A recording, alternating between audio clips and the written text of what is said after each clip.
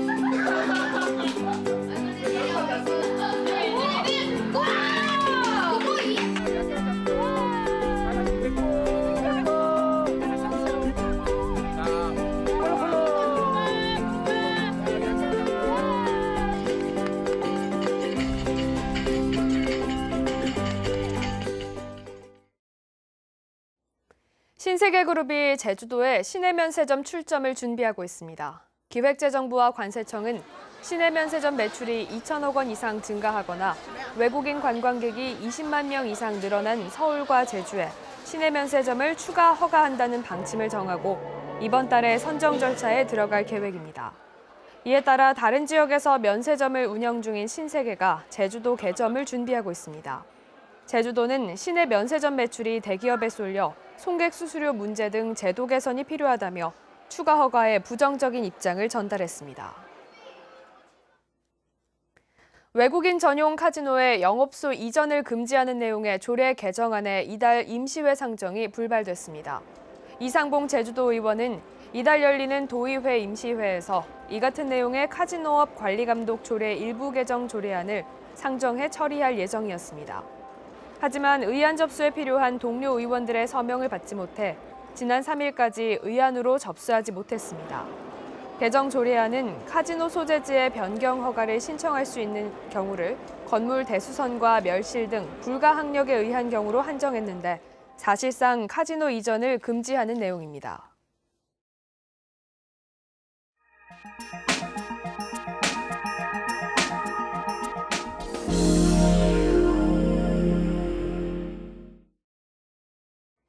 아흔을 넘긴 목수 할아버지가 손수 지팡이를 깎아 거동이 불편한 노인들에게 나눠주고 있습니다. 지금까지 기부한 지팡이가 3,000개에 달한다고 합니다. 정재영 기자가 보도합니다. 직사각형으로 자른 나무를 대패로 쉼없이 깎아냅니다. 모서리가 사라져 둥그스름해지자 표면을 매끄럽게 다듬기를 수차례. 투박했던 강목이 원목 고유의 색을 띤 원통형 막대기로 변합니다. 이어 나무 토막에 그림을 그려놓고 끌과 망치로 쓸모없는 부분을 쳐내자 금세 손잡이가 만들어집니다. 미리 만든 막대기와 연결하니 지팡이 완성. 재료 확보부터 도장칠까지 모두 올해 92살인 서재원 할아버지 혼자서 한 작업입니다. 지팡이만 만드는 시간이 8시간이나 9시간 뗄게요. 50개 완성해서 칠을 하려면 다 따지면 한 20일 걸려요. 전직 목수였던 할아버지가 지팡이를 만든 건 올해로 5년째.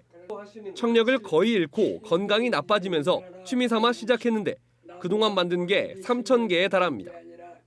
넉넉하지 않은 형편에 재료비만 1,000만 원을 썼는데도 그동안 만든 지팡이를 모두 거동이 불편한 노인들에게 나눠줬습니다. 모두 고맙다고 하고 또 뭐 여럿이 모인 데 가면 그래도 대우도 받고 이게 사람 사는 보니가 아니냐. 올해에도 지팡이 1,000개를 기증해 보훈군과 노인회가 고마움의 표시로 마련한 감사패를 받았습니다. 이 지팡이는 우리가 생각하기는 마음의 지팡이. 2,000명한테 다리 하나씩 더 보태준 게 한 사람한테. 할아버지는 기부를 시작한 이후 오히려 건강이 좋아졌다며 전혀 아깝지 않다고 말합니다. 건강이 유지돼서 이거를 만들 수 있는 기력이 있을 때까지. MBC 뉴스 정지영입니다. 전남 고흥의 한 섬에는 사람보다 고양이가 더 많이 살고 있습니다. 유기동물이 사회 문제화되고 있는 가운데 고양이와 주민들이 상생하는 프로젝트가 진행되고 있다고 합니다. 강서영 기자가 보도합니다. 고흥군 외나로도에서 배로 5분 거리에 위치한 작은 섬 애도. 섬에 도착하자마자 고양이들이 쉽게 눈에 띕니다. 당산제 때 개가 짖으면 부정을 탄다는 이유로 개를 키우지 않는 이 섬에 주민들이 고양이를 몇 마리씩 데려온 것이 벌써 40여 마리까지 늘었습니다. 이 같은 상황에서 동물구조단체가 아예 섬 전체를 고양이 섬으로 조성하기로 했습니다. 고양이 급식소를 설치하고 개체수를 조정해 주민들과 고양이가 행복하게 상생하는 섬을 만들겠다는 겁니다. 고양이 섬 프로젝트는 동물구조단체가 주민들과 함께 길고양이들에게 사료를 주면서 시작됐습니다. 주민과 고양이와의 유대감이 높아지면서 섬을 고양이 섬으로 만들어 관광 자원화하자는 데 의견을 모으고 있습니다. 애묘가들이 네트워크에 연결돼서 사료를 보내주고 이런 것들이 이제 좋은 경험들이 쌓여서 이제 고양이 섬 프로젝트란 게 나름대로 육지에서 또는 동물연대팀에서 이렇게 만들어가고 있는 것 같습니다. 하지만 이 같은 고양이 섬 프로젝트에 대해 주민 모두가 찬성하지는 않습니다. 교감이 있어야지 고양이하고. 그런데 길고양이 갖다가 그런 식으로 해놓으면 안 되죠. 주민들한테 물어보다냐고. 고양이는 그냥 여기서 살고 있으니까 그냥 밥만 준 것뿐이에요. 섬 전체에 수백 년 된 원신 안대림이 우거져 있어 고양이 개체수 조절도 필요합니다. 향로 활엽수 종들 거의 대부분은 새가 열매를 먹어서 이제 이렇게 산포를 시키는 형태로 점차적으로 이렇게 상록 활엽수림이 형성되는 숲인데 고양이에 대한 조절자가 없는 상태에서 섬에 고양이가 들어가면 대표적으로 사냥하는 종 중에 하나가 또 조류예요. 버려지는 고양이가 많아 사회 문제로 떠오르고 있는 요즘. 고양이와 함께 해온 애도 마을이 일각에서 제기되는 우려를 딛고 진정한 고양이 섬으로 거듭날 수 있을지 기대가 모아지고 있습니다. MBC 뉴스 강서영입니다.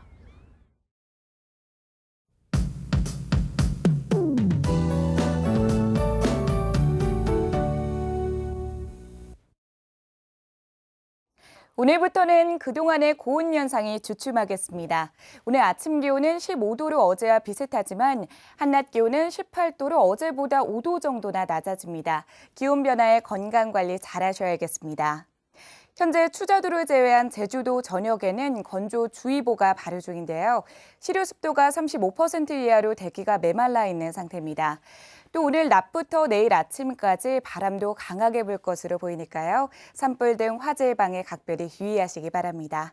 다음은 자세한 지역별 날씨입니다.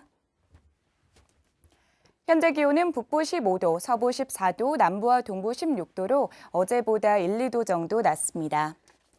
낮 기온은 북부와 서부 18도, 남부 22도, 동부 20도에 그치면서 그동안의 더위는 수그러들겠습니다.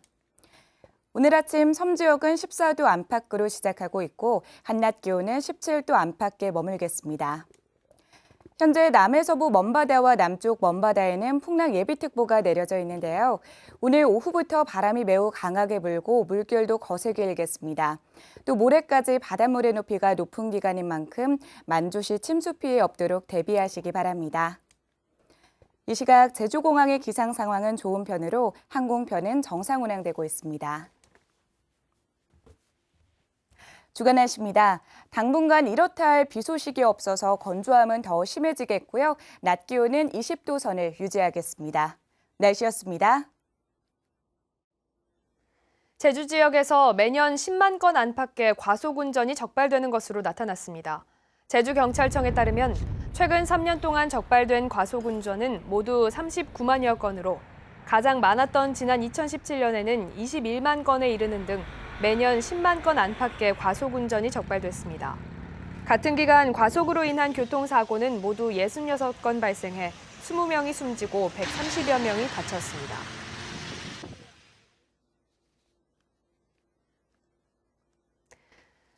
최근 인기를 끌고 있는 야영장에 대한 관리가 강화됩니다. 제주도는 신규 등록하는 야영장에 대해 재난이나 안전사고로 이용자가 인명이나 재산 피해를 입었을 경우 최고 1억 원까지 보상하는 책임 공제에 반드시 가입하도록 하는 내용의 관광진흥 조례 개정안을 입법 예고했습니다.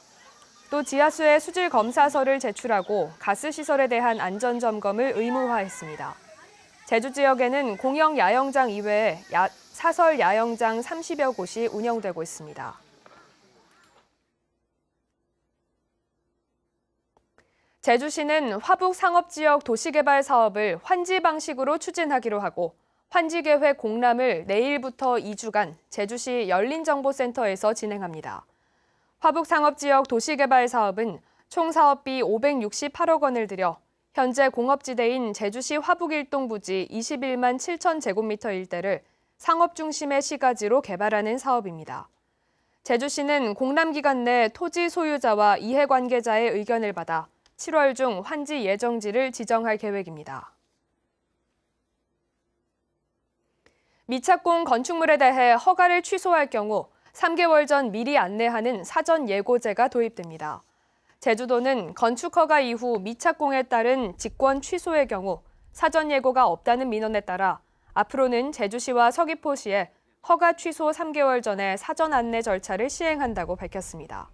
또 건축 인허가의 신속한 처리를 위해 69개 민원 항목이 수록된 업무 매뉴얼을 작성해 다음 달에 배부할 계획입니다.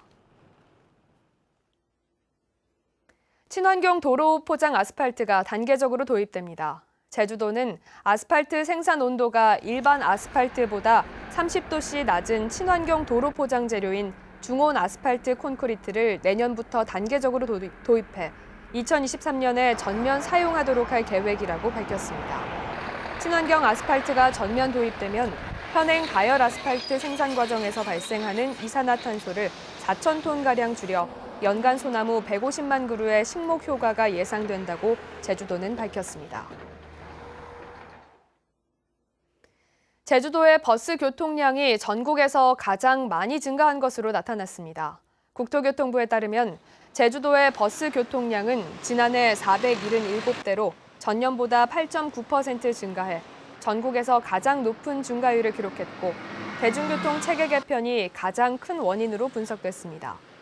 또 간선도로 하루 평균 교통량은 11,000여 대로 2016년 만여 대, 2017년 11,000여 대 등으로 증가 추세를 보이고 있습니다. 제주도는 여름철 집중호우를 대비해 도로 환경 정비에 착수했습니다. 정비 대상은 지방도 17개 노선 572km를 대상으로 도로변 나무 가지치기와 풀베기, 배수로의 퇴적물 제거 등을 실시합니다. 또 여름철 집중호우와 태풍 등 자연재난에 대비한 비상근무 체계를 상시 유지해 상황 발생 시 신속하게 대처할 방침입니다.